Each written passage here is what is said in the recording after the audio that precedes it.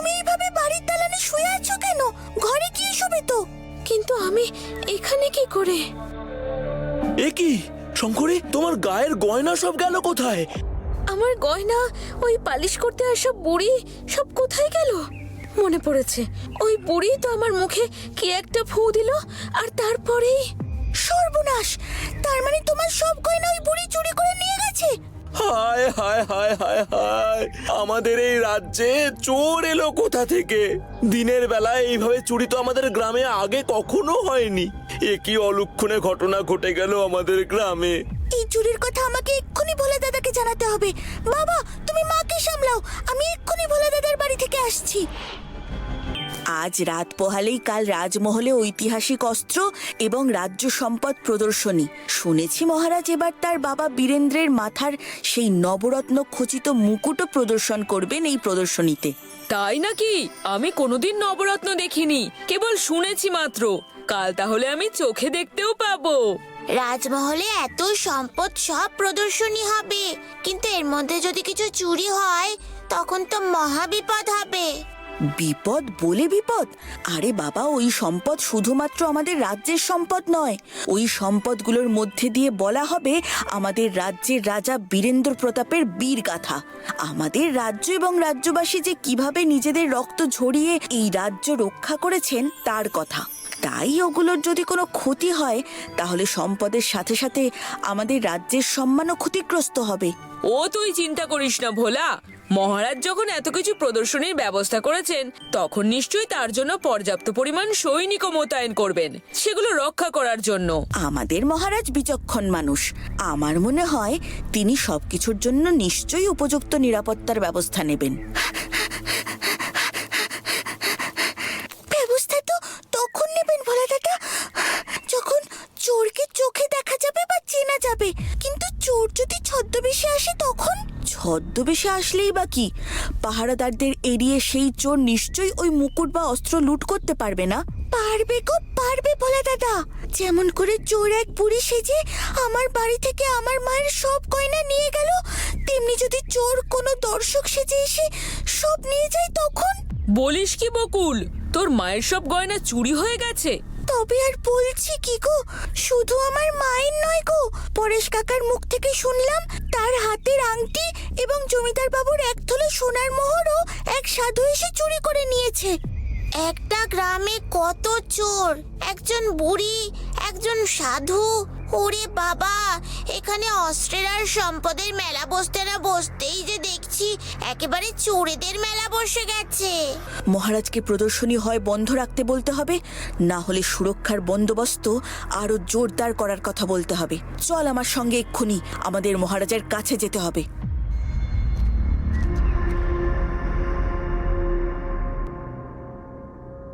কি বলছেন জমিদার মশাই? কাল রাজ্যের সম্পদ প্রদর্শনী।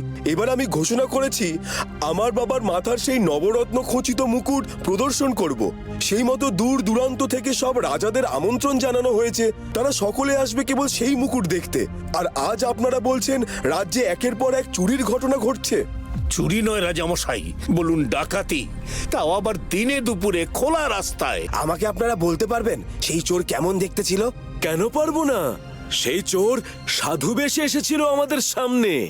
কিন্তু আমার মাঝে বললো তার গয়না নিতে এসেছিল একজন বুড়ি, তার মানে একাধিক চোর ঘুরছে এই রাজ্যের বুকে। হ্যাঁ, তবে আমাদের সামনে যে সাধু বাবা এসেছিল তার ডান হাতের বুড়ো আঙুলটা জোড়া, মানে তার ডান হাতটা আমাদের মতো সাধারণ নয়। হ্যাঁ হ্যাঁ, আমার মাও বলছিল আমার মায়ের সামনে যে বুড়ি এসেছিল তার হাতেও জোড়া আঙুল। তার মানে একজন চোরই বিভিন্ন ভেক ধরে আমাদের রাজ্যের বিভিন্ন জায়গা থেকে চুরি করছে মহারাজ। সর্বনাশ! ভেগ ধরে চুরি করছে, তার উপর পরেশ বলল যে জাদুও জানে। এই রকম একজন সাংঘাতিক চোরকে আমরা ধরবো কিভাবে? সেনাপতি, এ বড় চিন্তার বিষয় মহারাজ, কিন্তু আমি আপনাকে বলবো এই কথা শুনে ঘাবড়ে গিয়ে আপনি প্রদর্শনী বন্ধ করবেন না। আমি সুরক্ষার পুরো দায়িত্ব নিচ্ছি। তুমি কত দায়িত্ব নেবে আমার জানা আছে। শুনুন মহারাজ, রাজ্যে এই চোরের উপদ্রব যখন বেড়েছে তখন আপনি আর এই প্রদর্শনীর চিন্তা ভাবনা করবেন না, বন্ধ করুন। মহারাজ বীরেন্দ্র প্রতাপের এই মহামূল্যবান মুকুট যদি হাতছাড়া হয় তাহলে যে অনর্থ হবে। কিন্তু মন্ত্রী, আজ বাদে কাল প্রদর্শনী। আমার সব অতিথিরা আজ রাত থেকেই হয়তো রাজ্যে উপস্থিত হতে শুরু করবেন। তার মধ্যে আশেপাশের রাজ্যের রাজারাও থাকবেন। এবার এখন যদি প্রদর্শনী বন্ধ করি তাহলে যে আমার এবং এই রাজ্যের চরম অপমান হবে। তারা কি কেউ আর ভবিষ্যতে আমাদের কথা শুনবে? সেটাই তো চাই মহারাজ। আপনার অপমান মানে আমাদের অপমান, আমরা তা কিছুতেই হতে দিতে পারি না। আপনি কালই প্রদর্শনীর ব্যবস্থা করুন। আমি এবং সেনাপতি মশাই দুজনেই সুরক্ষার দায়িত্ব নিচ্ছি, আপনি কোনো চিন্তা করবেন না। তুই যখন দায়িত্ব নিচ্ছিস তখন ভরসার কথা তো বটেই ভোলা। তুই এর আগেও এই রাজ্যকে অনেক অসম্মানের হাত থেকে, ক্ষতির হাত থেকে বাঁচিয়েছিস। তুই আর সেনাপতি মশাই মিলে তাহলে সমস্ত সুরক্ষাটা দেখে নে। কাল প্রদর্শনী দেখতে যারাই প্রবেশ করবে তাদের হাতের আঙুল দেখেই আমরা ছাড়বো। একেবারেই তাই হবে সেনাপতি মশাই। আমি আর আপনি মিলে কাল ওই চোরকে কিছুতেই তার কাজে সফল হতে দেব না।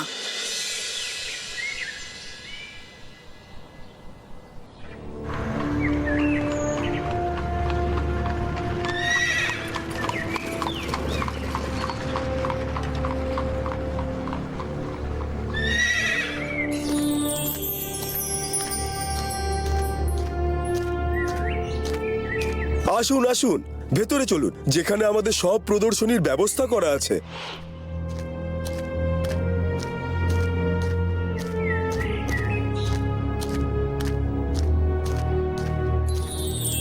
আমার পিতা বীরেন্দ্র প্রতাপ বিদেশি শক্তির সঙ্গে লড়াই করে তিনি এই গোটা এলাকাকে রক্ষা করেছিলেন বলে তার মাথায় চড়েছে এই বিশেষ মুকুট।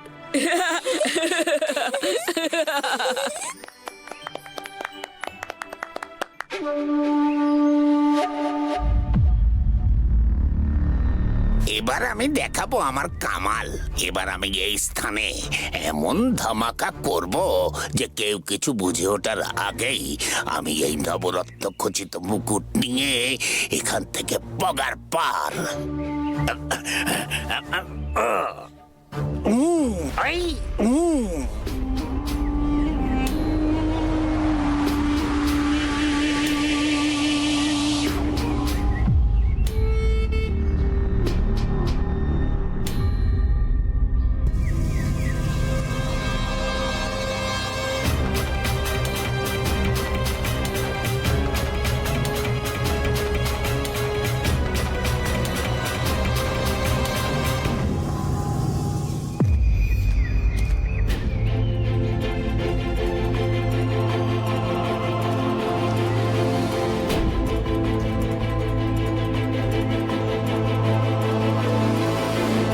ভোলা ভোলা, শিগগির ওঠো।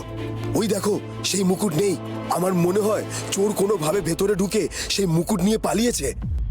সেই চোর বাতাসে কোনো সুগন্ধি মিশিয়ে আমাদের সবাইকে ঘুম পাড়িয়ে সেই মুকুট নিয়ে পালিয়েছে সেনাপতি মশাই। আমার বিশ্বাস সে বেশি দূর যেতে পারেনি। আপনি এদিকটা দেখুন, আমি আসছি। সর্বনাশ, এখানে তো